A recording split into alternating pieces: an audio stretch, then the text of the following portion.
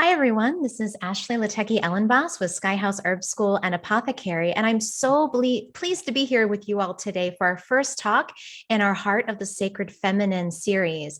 And this is a series that will shine a light on the sacred feminine in the practice of Bhakti Yoga. For those of you who are new to my channel, I'm a clinical herbalist, a mother, a lover of every single Mary Oliver poem she ever wrote, and I'm also an aspiring Bhakti yogi.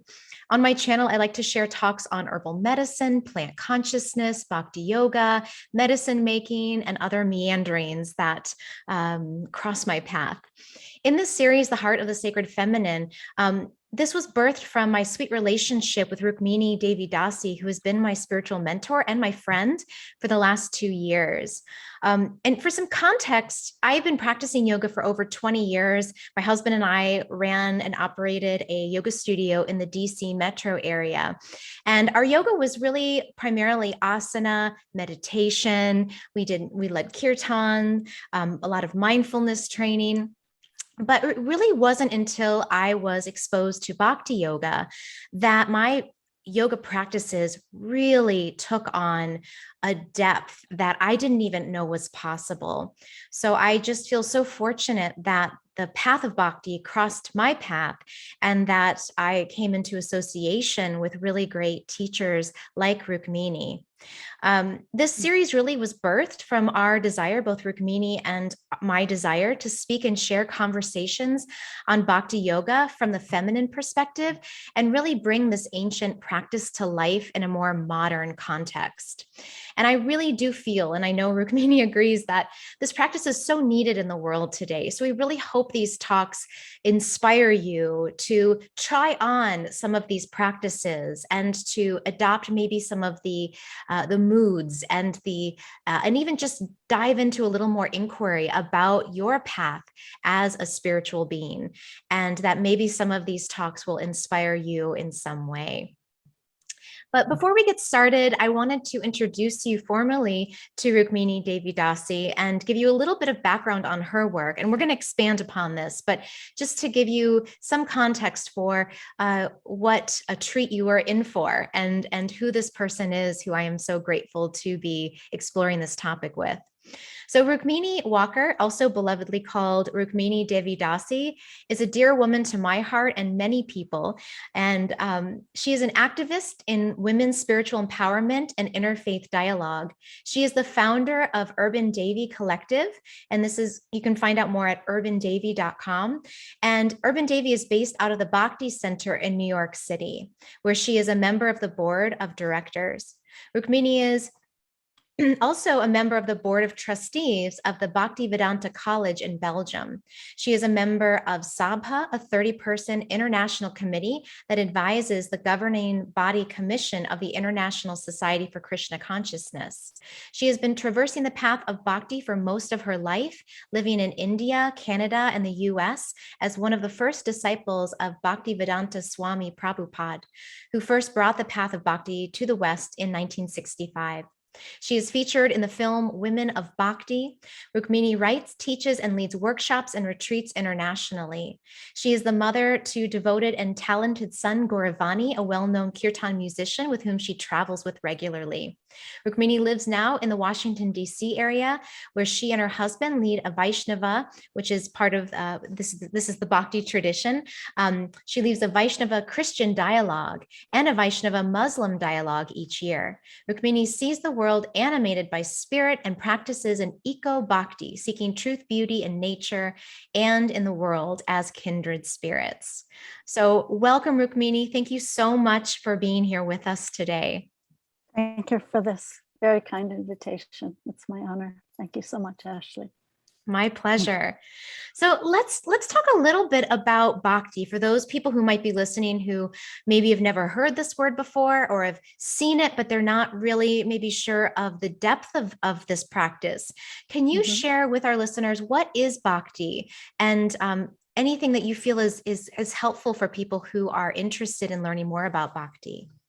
Okay, thank you so much. You know, we often hear that yoga is defined as a union, but it's really more of a linking of two individuals together.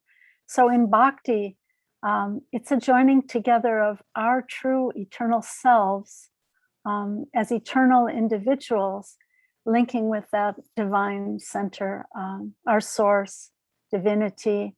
On the path of bhakti, we revere as the divine sacred feminine, Sri Radha, and the divine sacred masculine, Sri Krishna.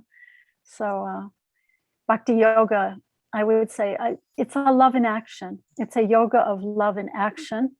The word bhakti comes from the Sanskrit root word bhaj, which means to share or to share in relationship. I would say bhakti is all about relationship. It's a loving responsiveness to that inner call, inner thirst, inner hunger, inner prompting to love and to be loved for who we really are, without the masks. We're all wearing masks these days, but without the masks, without the games, without the duplicity, but that call of my inner self to that original source. I would say that describes bhakti. Bhakti is also, it's important to say that bhakti is a descending process of grace. It's not about achieving, as it is more about receiving. It's a reciprocation or responsiveness between that grace descending down and my sincere desire to love and to serve and to reciprocate. So it's that beautiful relationship of love in action. Those are a few thoughts about what is bhakti. I love that. And I love the gentleness too. For someone who studied, more of an Ashtanga approach, the 8 limbs, there's a lot of restriction. There's a lot of rules, and not that bhakti doesn't have some, disciplines that one needs to take on, but there's a softness. I mean, it's almost like an innately feminine practice because it allows for so much. And, it is, I think the word softness really is what's called me and pulled me to this path. Yeah, actually, it's so true because bhakti is actually a feminine goddess. So the word bhakti, I like to call bhakti the yoga of gratefulness. How can I reciprocate the gifts that I've received from my source, and how can I share those gifts with others? But Bhakti herself is a goddess. She is the process of this love in action is expanded from the heart of Sri Radha. So Bhakti is eminently personal. It's a radical. It's the path of radical personalism, to love and be loved, to exchange love. Coming down from our divine source. I always think of that line from Shakespeare, from Merchant of Venice. The quality of mercy is not strained. It falleth as the gentle rain from heaven. So it's exactly what you were just saying, that gentleness. It is a feminine path. It's a receptive and a receiving path of grace and sharing. Yeah. And so how did you find this path? I think when you began, you were quite young. So how did you come across bhakti? And maybe you can share your story of coming into this practice with our listeners. Okay. It's a bit of again, to use the word radical, it's a bit of a radical story. I was growing up in the US in a time of upheaval, a time of turmoil, and a time of revolution. And I was searching, and I was looking for something that would again resonate with my heart, with what I felt was true. And I was reading so many things, and eventually I left home when I was quite young, and I actually met my guru, Bhaktivedanta Swami Prabhupada. I met him when I was 16. And it's kind of funny because the first thing he asked me was, "But where are your parents?" Almost as though he was feeling the pain of our whole culture, feeling the pain of the parents who couldn't understand what we were doing. So yeah, I began practicing bhakti at the age of 16. And I lived and served in yoga ashrams, managed yoga ashrams in the US and Canada and in India. And that was about 25 years in different places. And then I was married, and my husband and I, at a certain point, we felt that we could serve our community more fully by opening a for-profit business. So I was inspired by the poetry of Emily Dickinson, where she talks about truth and beauty being kindred spirits.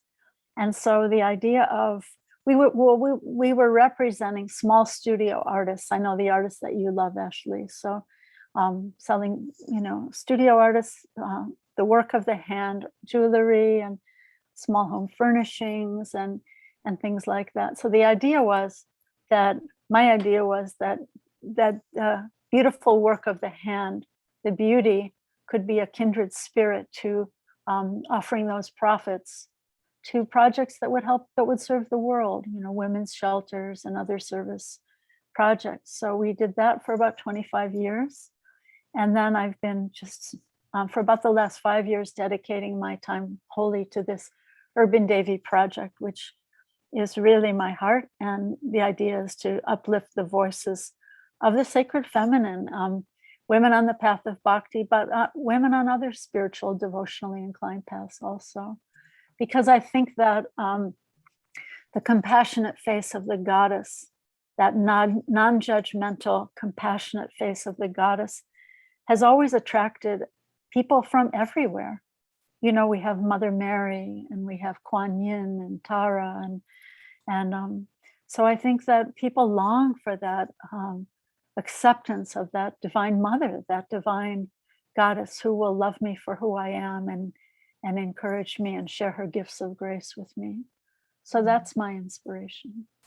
Oh, that's so beautiful. And again, this is one of the reasons I feel such a connection to you, is that you're a spiritual practitioner, but you're also a woman of the world and recognizing the beauty in the world. And this is one thing about bhakti that was such a relief, is that in many yoga traditions, this idea that the material world is bad and evil and you have to renounce it and don't take joy in the material and in your senses. And bhakti really, the path really says, this is these little artisans and these potters and jewelry makers, they're just as much a part of God, and their work is really inspired by Exactly. from a deep place by God. And so we can enjoy these things and care for one another and give gifts, material gifts, and that's actually encouraged in the practice of bhakti.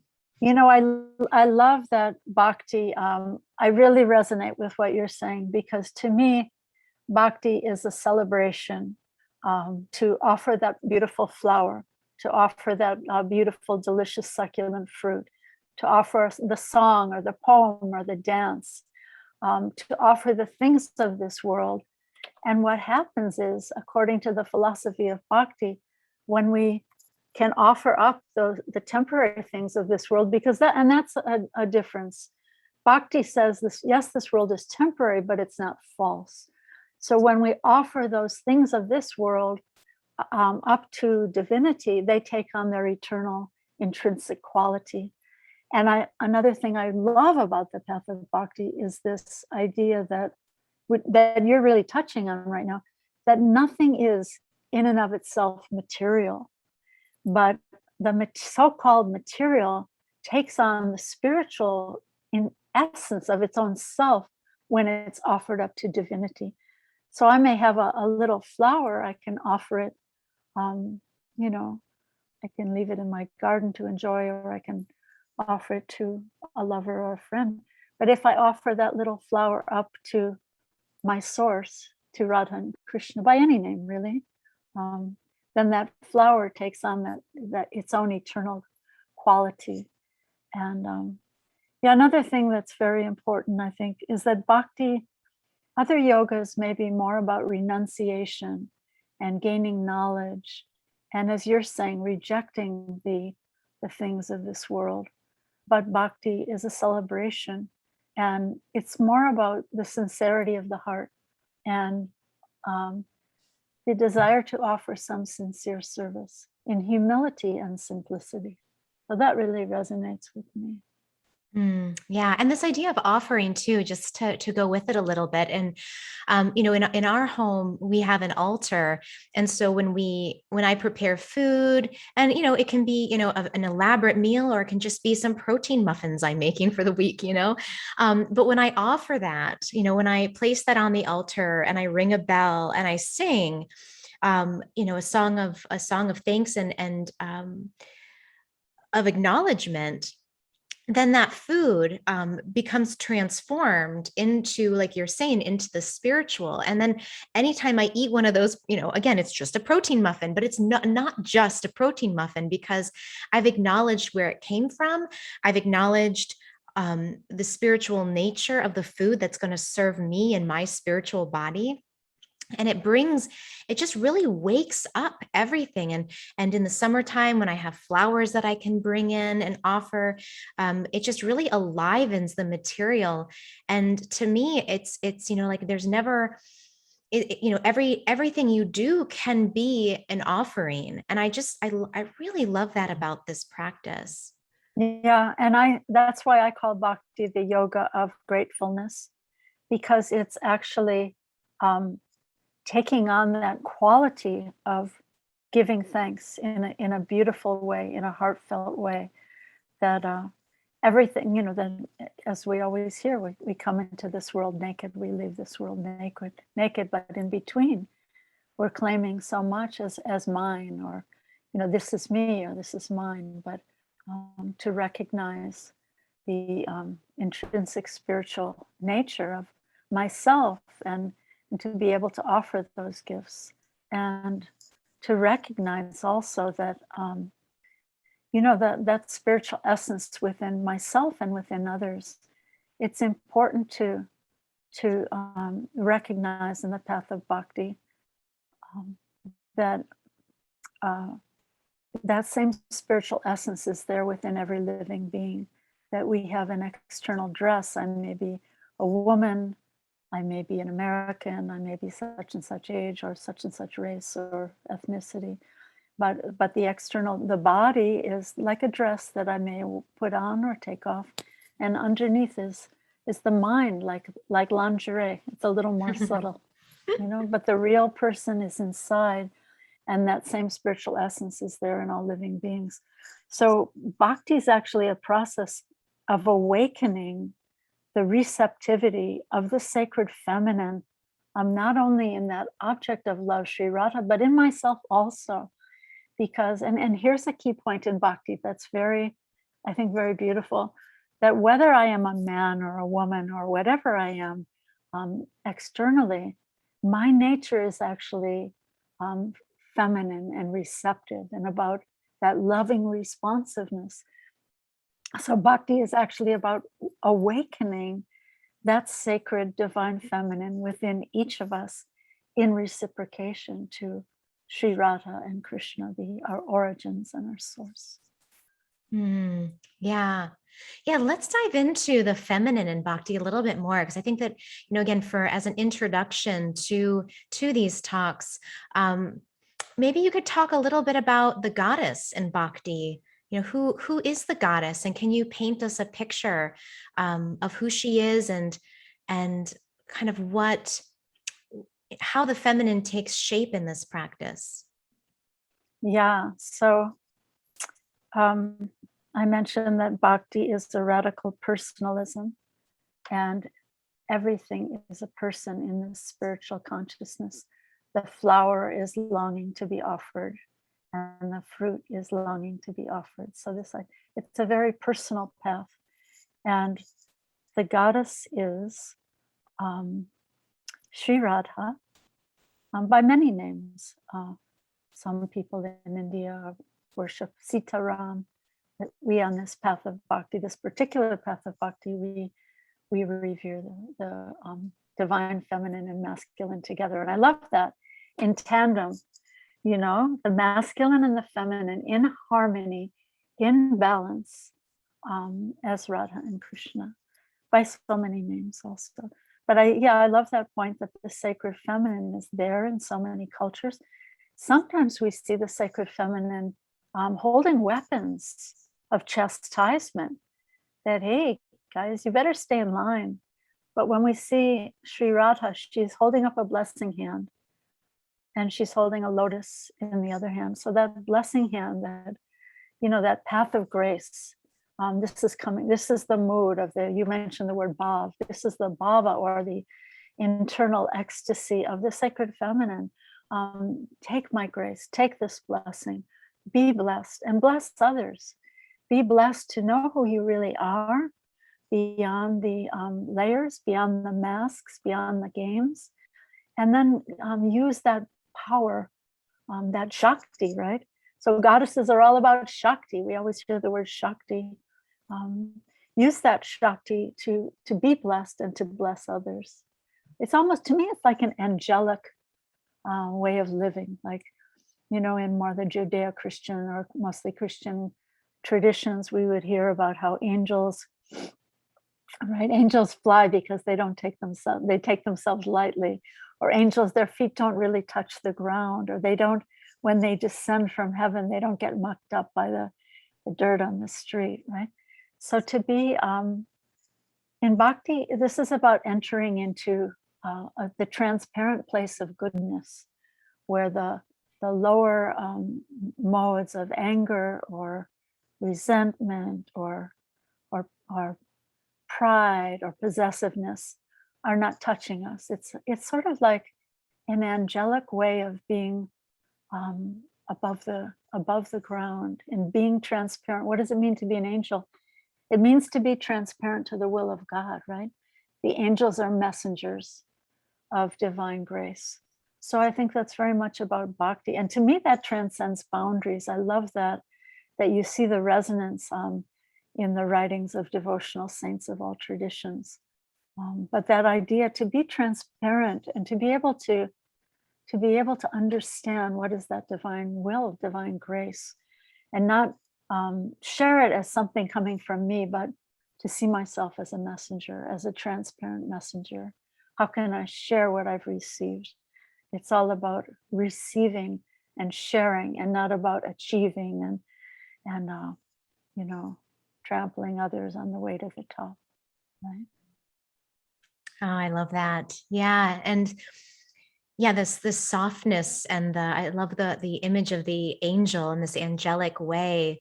Because it does, I think it, again, it lightens the load. I mean, we live in times that are very challenging right now. We could go through a long list of things that are challenging at the moment. So to embody and to, just do small acts, like acts of gratitude and offering small things, can really elevate us and help us to feel lighter in ourselves. And that's such a gift for those people who feel such burden and are really carrying so much. One thing that I remember from my studies of bhakti is that, whenever Radha kind of enters the room, or you could say the divine feminine enters the stage, she can basically that the divine masculine is just overcome by her. She can just give him a glance and he just melts. Or there's a saying from My Big Fat Greek Wedding, which is, the man might be the head of the household, but the woman's the neck, and she can turn that head any way she wants. That's right. So That's right. So there's this, this acknowledgement in bhakti of the power of the feminine. It's like the way that water can go over rocks, right? And just smooth out the surface of a rock over time. And I feel like, my husband says this a lot. He says, bhakti, he's been practicing longer than I have. But he says, it's like water that this practice is really softening my rough edges. That's so true. It's so funny.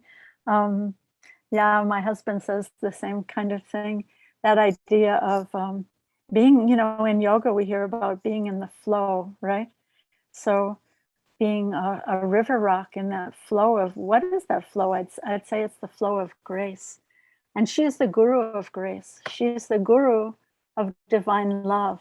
And She's even Krishna's guru in the sense that she teaches him how to dance. He calls her, there's a name for Radha, that's Radha Swamini, that she is the guru of this kind of grace.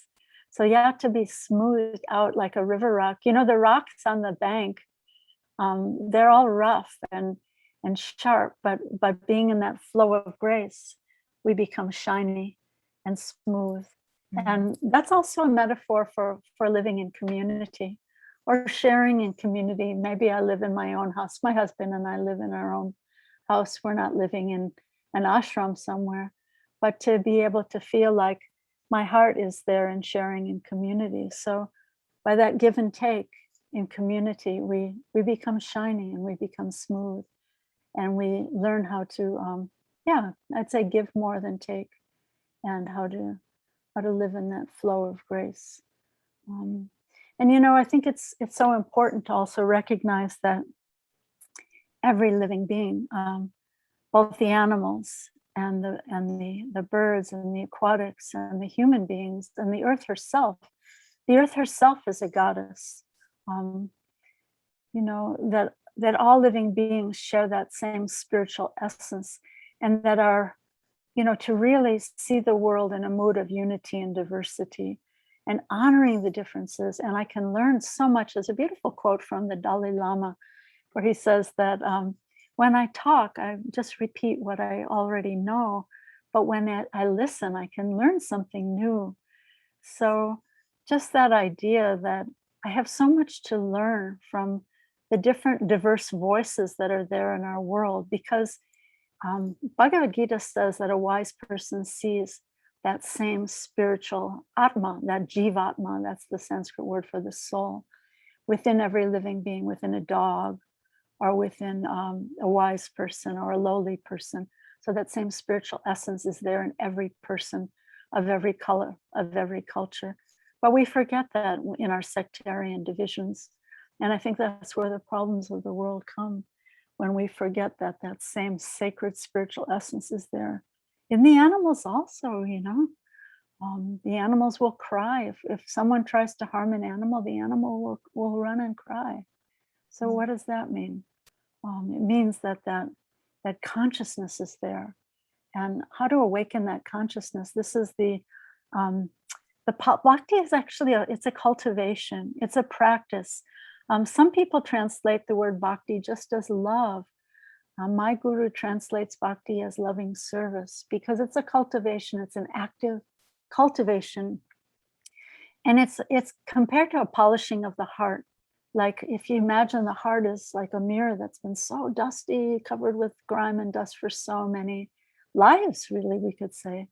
So to polish that heart is the cultivation, the chanting of God's name, the practice of these offering practices that we were talking about earlier. But what happens is then the heart becomes polished. And when that mirror of the heart is polished, then we can see ourselves for who we really are. We can see divinity, and we can see others for who they truly are, and see the world. So this is the cultivation, the practice, the polishing of bhakti that I find so beautiful.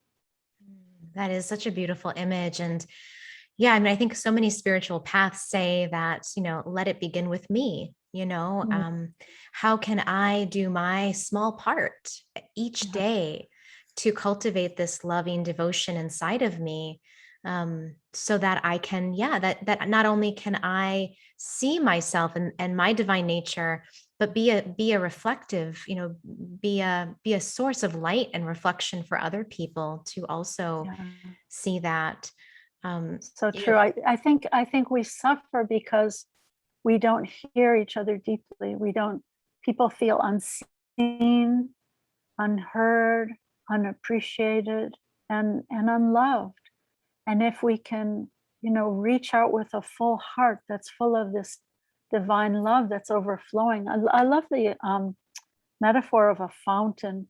You know, a fountain has this overflowing water that's just overflowing, and the bowl of the fountain can be small, but then because that bowl is small, the water is overflowing. But if my possessiveness wants me to get more and more and more and more, then that fountain bowl becomes so huge, then that gratitude of overflowingness doesn't overflow. So yeah, to be able to be so full that I can reach out and appreciate others, and to be silent and hear, really deeply hear, um, really deeply see, to deeply hear, to deeply appreciate the gifts of in my life, the unseen gifts in my life, but the unseen gifts that others have to share also. And sometimes it's, that sense of wonder we talk about, that children have that sense of wonder. And so often we, big sophisticated adults, we're moving so fast, multitasking in 100 ways, and we don't pause to recognize those gifts. So I think bhakti is very much um, about that pause and about that recognition of those gifts. My teacher would so beautifully say, so often he would be asked, "Are you seeing God?" And he would be asked that in different ways, sometimes very sincerely, and sometimes in a sarcastic way. But once he was asked that in a very sincere way, and he said, "You are also seeing God. Do you want to see God?" And then he said, "Every day you see the sunrise, you see the moonrise, you're seeing God." So it's a matter of, I think, slowing down and recognizing with deep thanks. That's what I call bhakti, the yoga of gratefulness.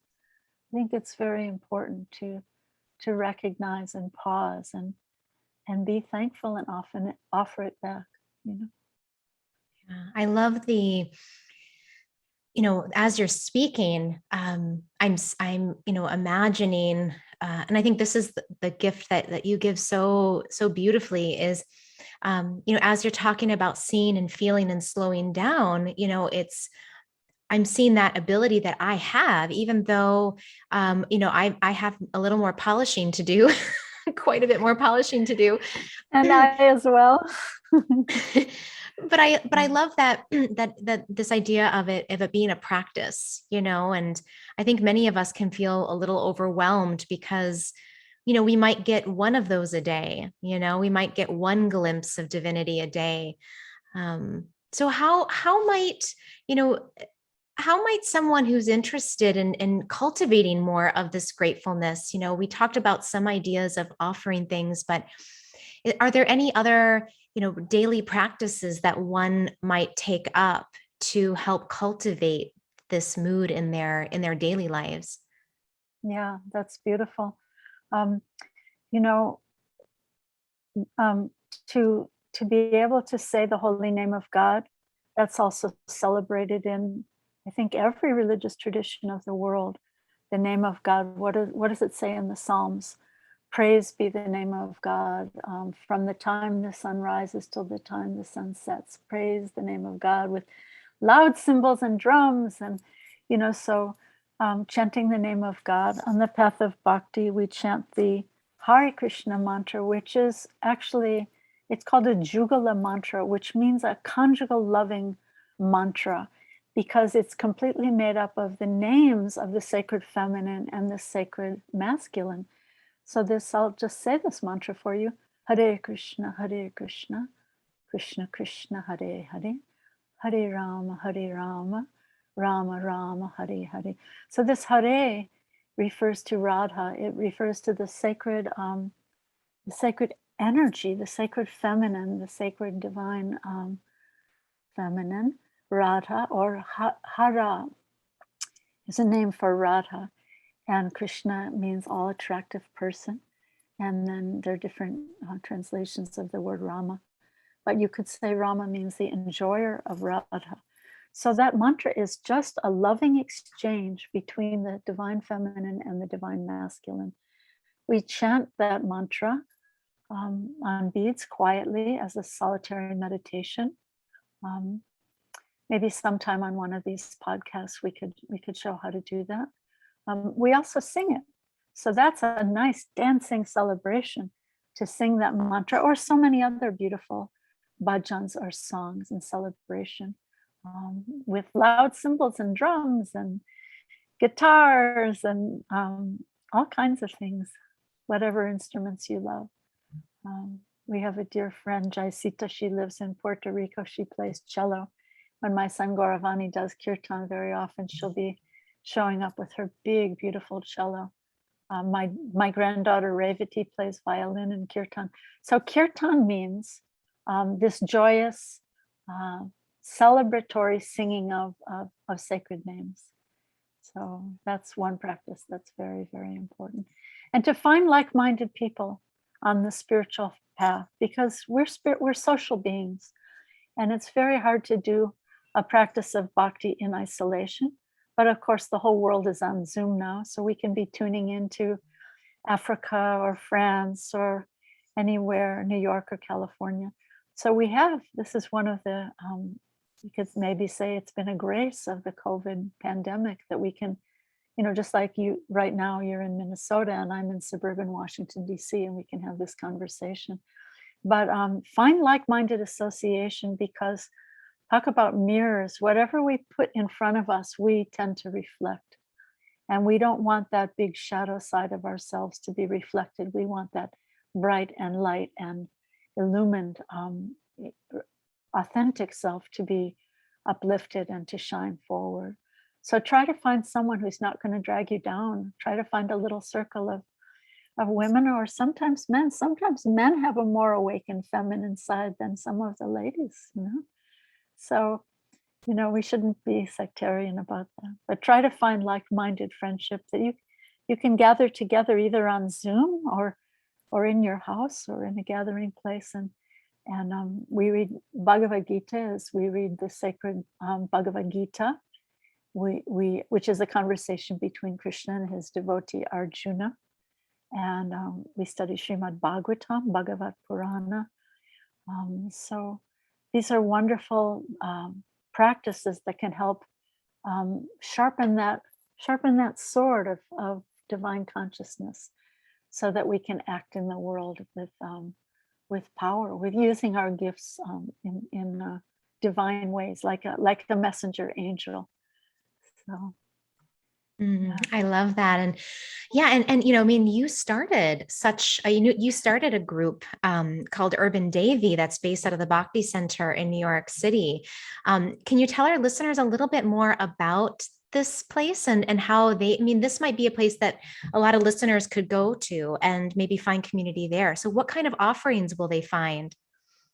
Yeah, Urban Devi. So Urban Devi, since the COVID pandemic, we've been meeting once a month online over Zoom, and women are tuning in from all over the world once a month. The next one is going to be January 30th. And if you go to urbandevi.com, you can also join our Urban Devi WhatsApp group and get the postings. But on January 30th, a very dear sister of mine will be speaking about her adventures in Russia. And actually, she's in Russia. She's French, but she's in Russia right now. And we have different teachers from different places of the world, wise women who have beautiful gifts to share. So Bhakti Center is also, if you're anywhere near New York City, please visit the Bhakti Center. They have a beautiful Thursday night kirtan. Kirtan is this call and response chanting of God's names. And so that's on Thursday nights. And they have other small discussion groups that happen through Bhakti Center. They have a group on Wednesday nights called In Spirit, which is about transitions in life. So many beautiful offerings. You can go to bhakticenter.org also. Bhakti Center, I think it's bhakticenternyc.org. And then, we have urbandevi.com, and I'm at Rukmini Walker at Facebook also. And you can find our offerings. We post poems, we post art, we post blogs, and any offerings you'd like to share with us, we'd be very interested to see also. If your realizations or your questions or your thoughts on the Bhakti path also. Wonderful. Yeah. And one more resource is Rukmini herself. You can support Rukmini on her Patreon page, and it's posted right here under her name, patreon.com/Rukmini Walker. And if any amount that you can support Rukmini's work will go towards all of the projects that she funds and works on.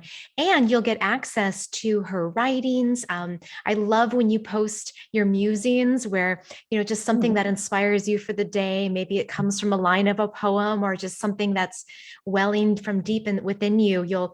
You'll share these. And so as a Patreon supporter, we get these updates to our inbox, and we also get access to the Krishna book community, which has been really for me a lifeline to my Sangha or my spiritual community.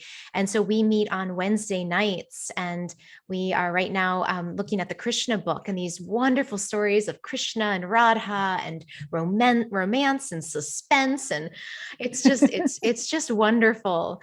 And, we all have an opportunity. Rukmini holds space so that we can all reflect on what we've heard and apply it to our own lives, or, share with the group our takeaways. And I feel like that just, it really gives each individual a chance to deepen their own, their own practice of reflection and taking in the spiritual nectar. So, for those of you that that are looking for Sangha, and, Wednesday nights are an option for you, you may want to do that as well. Wonderful. Yeah, a lot of the folks who joined that Wednesday night Sangha are based at an eco village in Puerto Rico. You might want to check this out also. It's called Plenitude, which is spelled the Spanish way, Plenitud, plenitudepr.org. So they have a lovely eco village where they're teaching so many beautiful things, straw bale housing, and they have university groups that come and visit, and they're distributing sacred food to elderly people in the whole greater area and teaching children about vegetarianism. And now they have a lovely new cow named Rinda. So those are the folks that you'll meet if you join us on Wednesday nights. And that's a very, very open invitation to all of you to please join us at our Krishna book discussions on Wednesday nights. Wonderful. Thank you so much, Rukmini. This has been such a wonderful conversation. And just, again, I just really feel like the conversation, just opening it and having it be really inclusive, and it's not just, it's not just for men, it's not just for women. This is really a path and a conversation that I think could benefit so many people right now. And my hope is that, in the conversations to follow, we have 4 more planned. Who knows where it will go, but we'll be able to share, like Rukmini said, more of the tangible everyday practices, maybe share some of the scriptures and the deep meaning and teachings of these, looking at a little bit more specifically this, the intimate dance between Krishna and Radha, and the masculine and the feminine, and how that plays. And for me, that's been so helpful in my marriage, just to be frank, like, how does the feminine and masculine, how do they play off of each other? And how do we create sacred relationships with our partners, whether it's 2 women or 2 men, but just that honoring that divine feminine spark and masculine spark in each person. So I hope, we'll just continue to flush out this conversation. And if you have more topics you'd like us to speak on, you can post those in the comments section. We'd be happy to, take your questions as well. I think at the very end of the series, we're going to have a whole question and answer series or portion where we'll just be answering questions that you all have. Wonderful. That's wonderful. So I will post all of the links to Rukmini's Patreon, to the Facebook page that she runs, where you can get, more current updates, to Urban Devi, to the Bhakti Center, to Plenitude. So look for all of those links in the description of this talk. And for those of you who are listening to this before the end of the year, the end of 2021, my husband's work with Nightlight Astrology, we're fundraising right now to raise money to support Urban Devi. So any contributions that you give, you can receive a reading for the year ahead, an astrology reading for the year ahead, or purchase an astrology course. And all of this money is going to go towards scholarships, funding projects. I'm building an herbal garden that I'm going to use for my community community teaching of plant spirits as angelic and, plants as spiritual beings. And also we'll be donating money to Urban Davy to fund all of their wonderful projects and offerings. So if you do have a little extra this year and you can donate, I'll post a link also to the Kickstarter where you can make that donation. So thank you again, Thank you Rukmini. so Just a much. pleasure to sit with you today. Thank you, Ashley. What a joy. So all blessings and prayers for you in the coming year and the coming days of this year. And thank you for inviting me to share this conversation with you. Oh, Thank thank you you, so and much. blessings to you as well. All right. Bye, everyone. Thanks for listening.